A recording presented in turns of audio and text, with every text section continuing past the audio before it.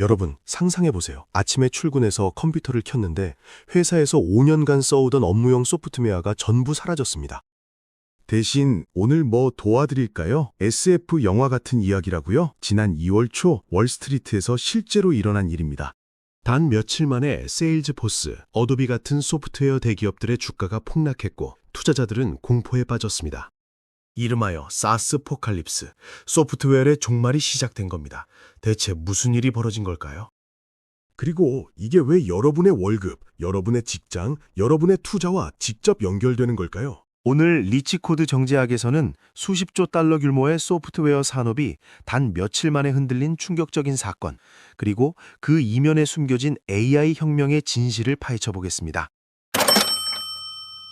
먼저 팩트를 정리하겠습니다. 2026년 2월 3일 평범한 월요일 아침이었습니다. AI 기업 엔스로픽이 클로드 리걸 플러그인을 출시했다고 발표했습니다. 이제 AI가 변호사의 계약서 검토 업무를 대신한다는 내용이었죠. 겉보기엔 평범한 신제품 출시 같았지만 투자자들의 반응은 달랐습니다. 다음 날부터 리걸 테크 소프트웨어 회사들의 주가가 두 자릿수로 폭락하기 시작했거든요. 톰슨 로이터, 리걸줌의 시가총액이 하루 만에 수십억 달러씩 증발했습니다. 여기서 끝이 아니었습니다. 3일째 되는 날, 이번엔 일반 소프트웨어 기업들까지 동반 하락했습니다.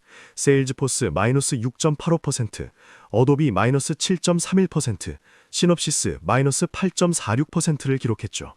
S&P 500과 나스닥 지수는 3일 연속 하락했고 투자자들은 패닉에 빠졌습니다. 월스트리트는 이 현상을 SaaS와 아포칼립스를 합친 사스포칼립스라고 명명했습니다. 더 충격적인 건 이 하락이 소프트웨어 기업에서 그치지 않았다는 겁니다. 반도체, 빅테크, 심지어 금과 은, 비트코인까지 동반 하락했거든요. 한 섹터의 위기가 자본시장 전체로 번진 겁니다. 왜 이런 일이 벌어진 걸까요? 원인을 깊이 파헤쳐 보겠습니다. 먼저 이해해야 할 게 있습니다. SaaS가 뭔지 말이죠. 사스는 소프트웨어 애저 서비스의 약자로 소프트웨어를 한 번 사서 설치하는 게 아니라 넷플릭스처럼 매달 구독료를 내고 쓰는 방식입니다. 회사에서 쓰는 거의 모든 프로그램이 이 방식이에요. 이메일, 문서 작성, 고객 관리, 회계, 화상회의 같은 것들이죠. 직장인이라면 하루에도 수십 번씩 이런 도구들을 사용합니다. 이 SAS 기업들은 20년 넘게 투자자들의 사랑을 독차지했습니다. 이유는 간단했어요. 돈이 예측 가능하게 들어왔거든요. 공식은 이랬습니다.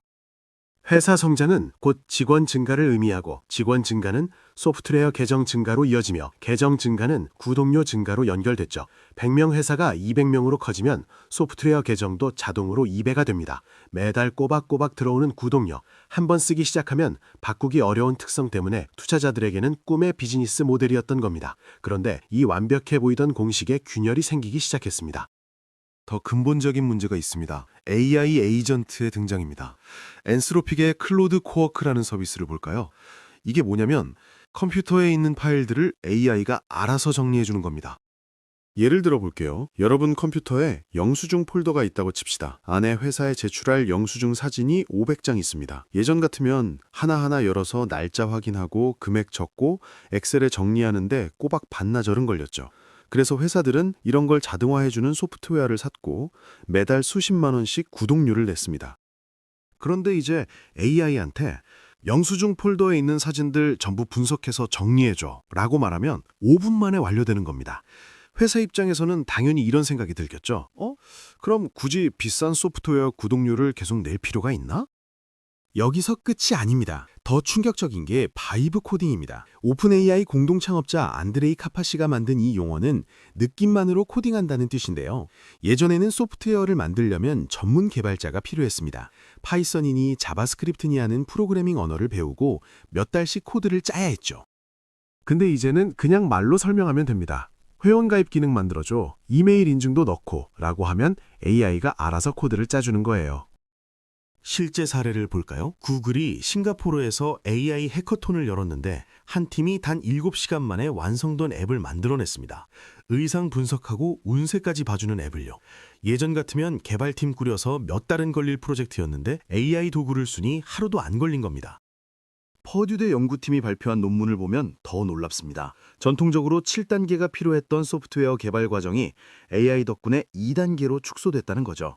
여기서 기업들은 깨닫습니다. 우리가 왜 소프트웨어를 사야 하지? 직접 만들면 되는데?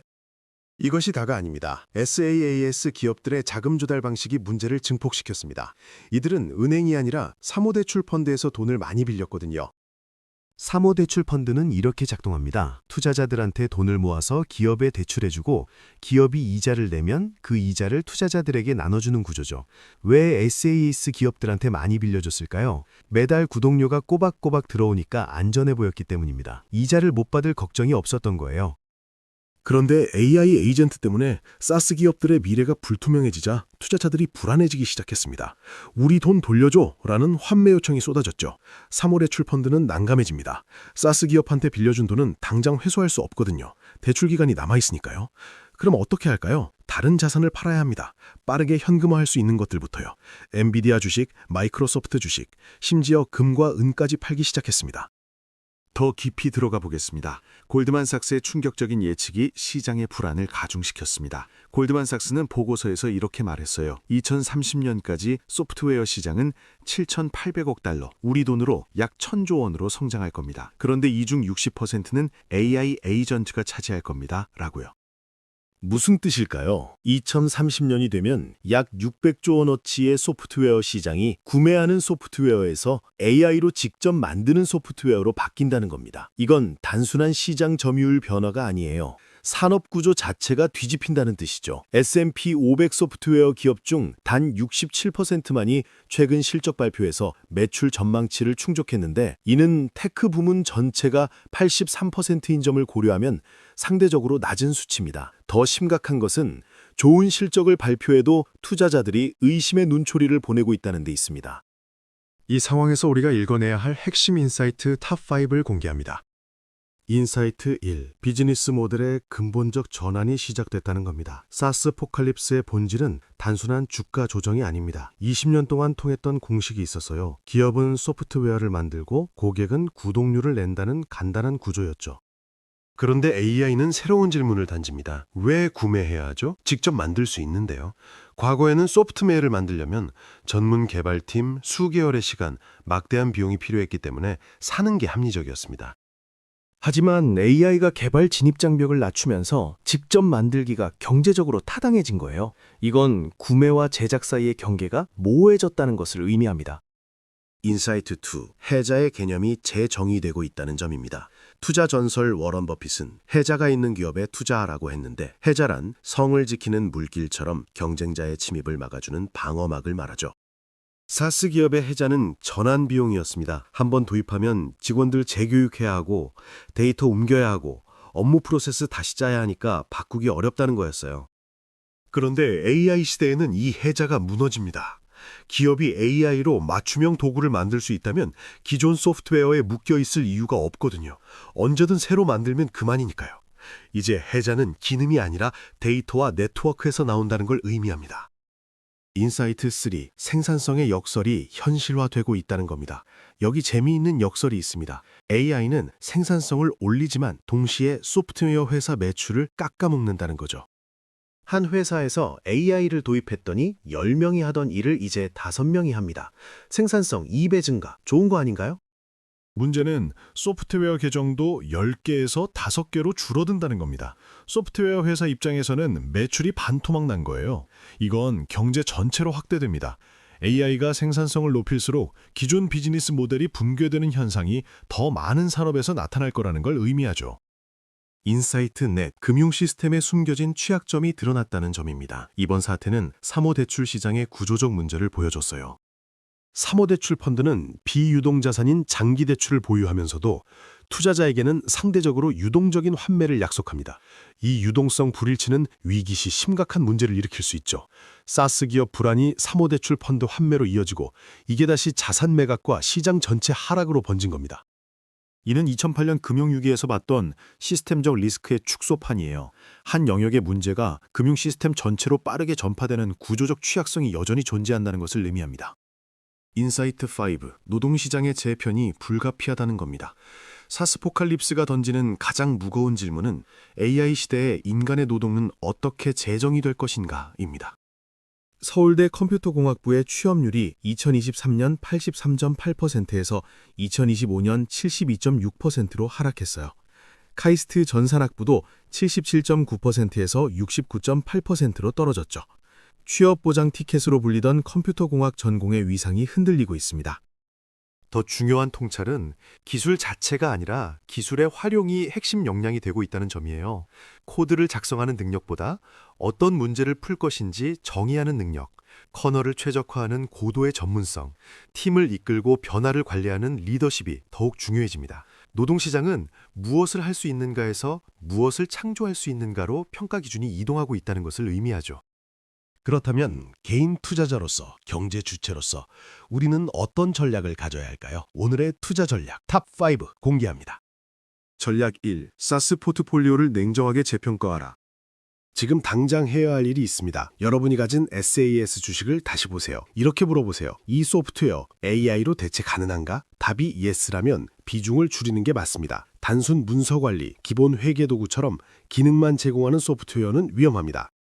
대신 플랫폼형 사스, 독점 데이터를 가진 기업으로 갈아타세요. 예를 들어 세일즈포스처럼 수백만 기업의 고객 데이터가 축적된 플랫폼, 블룸버그 터미널처럼 독점 금융 데이터를 보유한 기업, 슬랙처럼 네트워크 효과가 강한 커뮤니케이션 생태계는 상대적으로 방어력이 높습니다.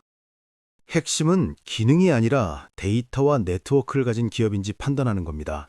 당장 이번 주 안에 포트폴리오 점검하고 위험 종목은 30% 이상 비중 축소하세요. 전략 2. AI 인프라 레이어에 집중 투자하라. 사스가 위협받는다면 그 위협을 만드는 쪽에 투자하면 됩니다.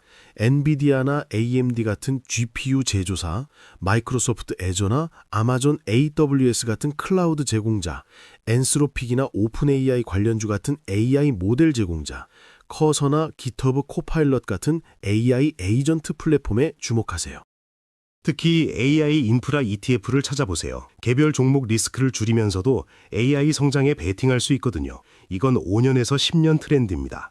단기 변동성에 흔들리지 말고 장기 투자 관점으로 접근하세요. 매달 일정 금액을 AI 인프라 섹터에 적립식으로 투자하는 것도 좋은 방법입니다. 목표 비중은 전체 포트폴리오의 20%에서 30% 정도가 적당합니다. 전략 3. 사모대출 익스포저를 즉시 점검하라. 여러분 포트폴리오에 사모대출 펀드 있나요? 지금 비중을 확인하세요. 이번 사태로 드러난 숨겨진 위험이 바로 사모대출 시장의 유동성 리스크입니다.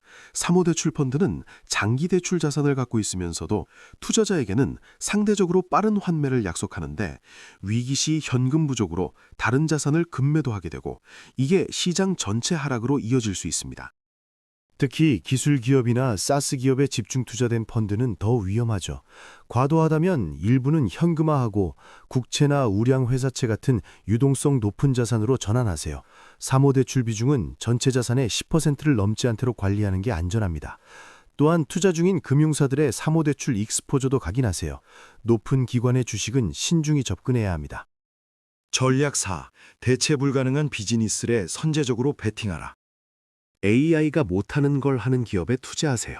맥킨지가 제시한 AI 시대에도 대체 불가능한 7가지 역량, 즉 윤리적 판단, 감성 진행, 협업, 창의성, 복잡한 문제 해결, 리더십, 코칭을 중심으로 비즈니스를 구축한 기업들이죠. 고급 경영 컨설팅 기업인 맥킨지나 BCG나 베이는 단순 데이터 분석이 아니라 전략적 판단과 이해관계자 관리가 핵심입니다.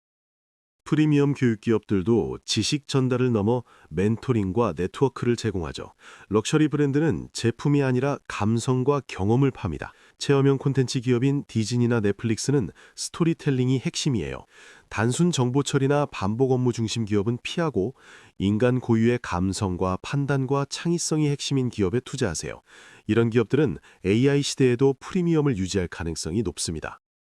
전략 5. 지역별 AI 챔피언을 발굴하고 분산하라.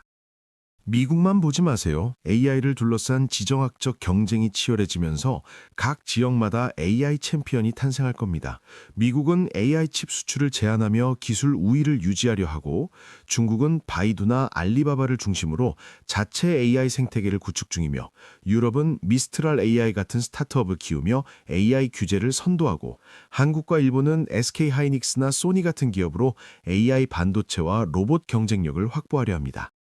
글로벌 시장이 분열되면서 각 지역마다 AI 인프라, 모델, 애플리케이션을 공급하는 기업들이 부상할 거예요. 미국 AI 리더인 엔비디아라 마이크로소프트 외에도 중국 AI 기업, 유럽 AI 스타트업, 한국 AI 반도체 기업, 일본 로봇 기업에 분산 투자하세요. 각국 정부의 AI 육성 정책을 주시하면서요. 특히 AI 주권에 강조하는 국가의 자국 AI 기업은 정책적 수혜를 받을 가능성이 높습니다. 정리하겠습니다. 오늘 우리는 사스포칼립스라는 충격적인 사건을 함께 파헤쳐봤습니다. 핵심만 다시 정리하면 이렇습니다. 첫째, AI 에이전트가 소프트웨어 산업의 비즈니스 모델 자체를 뒤흔들고 있습니다. 구매에서 직접 제작으로의 대전환이죠. 둘째, 이 변화는 소프트웨어만의 문제가 아닙니다. 금융, 반도체, 전체 시장으로 퍼져나가고 있어요. 셋째, 그렇다고 모든 기업이 망하는 건 아닙니다. 플랫폼과 데이터를 가진 기업, 그리고 AI가 대체 못하는 인간 고유의 가치를 제공하는 기업은 살아남을 겁니다. 기억하세요. 지금은 위기가 아니라 기회입니다. 1990년대 인터넷 혁명 때를 떠올려 보세요. 기존 강자들은 무너졌지만 새로운 리더들이 등장했습니다. IBM은 후퇴했지만 마이크로소프트가 부상했죠. AI 혁명도 마찬가지입니다. 지금 우리는 거대한 세대교체의 현장에 서 있어요. 중요한 건 단기 변동성에 흔들리지 않는 겁니다. 5년, 10년 후를 보세요. 그때 승자가 될 기업이 어디인지 찾으세요. 그리고 거기에 투자하세요. AI 시대에는 무엇을 할 수 있는가보다 무엇을 창조할 것인가가 중요합니다. 이건 투자만이 아니라 여러분의 커리어에도 똑같이 적용됩니다. AI를 도구로 활용해서 새로운 가치를 만들어내는 사람이 미래의 승자가 될 겁니다. 부자들은 이미 움직이고 있습니다. 이제 여러분 차례입니다. 오늘 영상이 도움이 되셨다면 구독과 좋아요, 알림 설정 부탁드립니다. 댓글로 여러분의 생각도 들려주세요. 여러분 모두 AI 시대의 승자가 되시길 바랍니다. 리치코드 경제학이었습니다. 감사합니다.